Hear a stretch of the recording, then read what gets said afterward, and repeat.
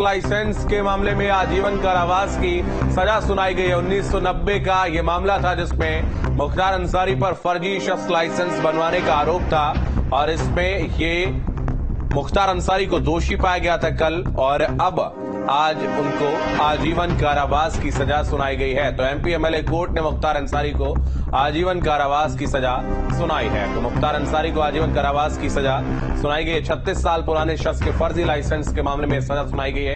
1990 का यह पूरा मामला था जिसमें फर्जी शख्स लाइसेंस बनवाने का आरोप मुख्तार अंसारी पर लगा था और अब इस पुराने शख्स लाइसेंस के मामले में सजा सुनाई गई है। तो एमपी एमएलए कोर्ट ने मुख्तार अंसारी को दोषी ठहराया था और आज मुख्तार अंसारी को फर्जी शख्स लाइसेंस के मामले में आजीवन कारावास की सजा सुनाई गई। हालांकि कई अन्य मामलों में भी लगातार मुख्तार अंसारी जेल में ही सजा काट रहा है और एक मामले से अब और भी ज्यादा मुश्किलें जो हैं वो मुख्तार अंसारी की बढ़ती हुई नजर आ रही हैं। तो मुख्तार अंसारी को फर्जी शख्स लाइसेंस के मामले में उम्र कैद की सजा सुनाई गई है।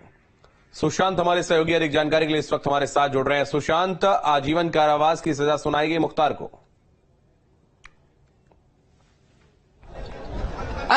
नित्यानंद जी, क्या क्या सजा सुनाई गई बताइए। 420 में 7 वर्ष सजा, 50,000 जुर्माना अदा न करने पे 3 माह, 467/120 में आजीवन कारावास, 1 लाख रुपया जुर्माना और जुर्माना अदा न करने की दशा में 6 माह अतिरिक्त सजा भुगतनी होगी। 468 में 468 में 7 वर्ष की सजा, जुर्माना 50,000 और यदि जुर्माना अदा नहीं करते हैं तो 3 माह अतिरिक्त भुगतना पड़ेगा।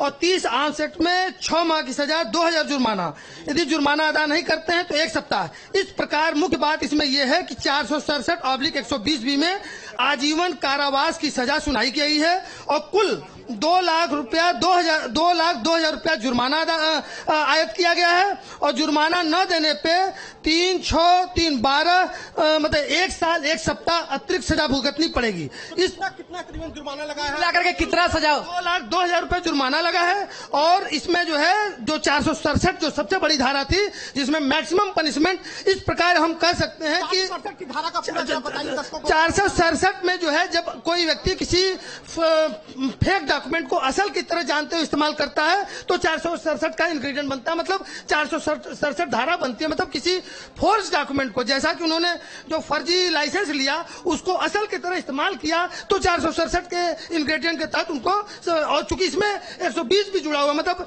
उन्होंने आपराधिक षड्यंत्र भी किया।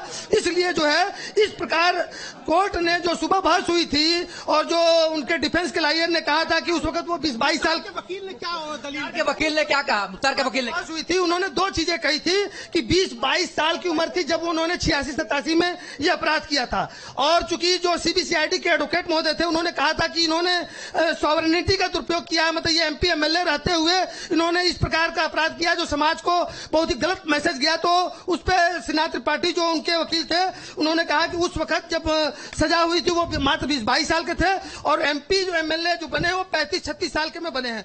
तो कोर्ट ने जो सीबीसीआईडी के वकील थे, जो प्रोसिक्यूशन के वकील थे, विनय सिंह को की इस दलील में दम पाया। सबसे बड़ी बात यह बताई गई वहां पे कि इनको 7 मामलों में कन्विक्शन हो चुका है और 7 साल में कन्विक्शन हो चुका है और इनको कई 20 मामले अभी इनके खिलाफ ट्रायल अभी चल रहे हैं। तो इनकी आपराधिक इतिहास को देखते हुए इनको मैक्सिमम पनिशमेंट दिया जाए, उसी बात पे रिलाई करते हुए, उसी बात पे विश्वास करते हुए प्रोसिक्यूशन की स्टोरी को उन्होंने सही माना और माना कि इससे खराब मैसेज जा रहा है। उन्होंने मैक्सिमम जो आजीवन कारावास की सजा थी उस पर। ये बताइए, 20 साल से मुख्तार अंसारी बंद है तो अब कार्रवाई किस तरीके से होगी, किस तरीके से ये सजा लागू? आजीवन कारावास की सजा ऑलरेडी अवधेश हत्याकांड में हो चुकी है, क्योंकि ऑलरेडी एक पैटर्न में आजीवन कारावास है और इसमें भी है, तो निश्चित रूप से उनको ताजिंदगी कारावास भुगतनी पड़ेगी जब तक कि ऑनरेबल हाई कोर्ट या सुप्रीम कोर्ट से वो सजा पे रोक नहीं लगाई जाती है या वो उसमें एक्विटल नहीं होती। जुर्माना कितना देना होगा? जुर्माना देखिए, हर एक्यूज्ड को इस देश में अपीलेट कोर्ट है, जैसे हम बार बार कहते हैं,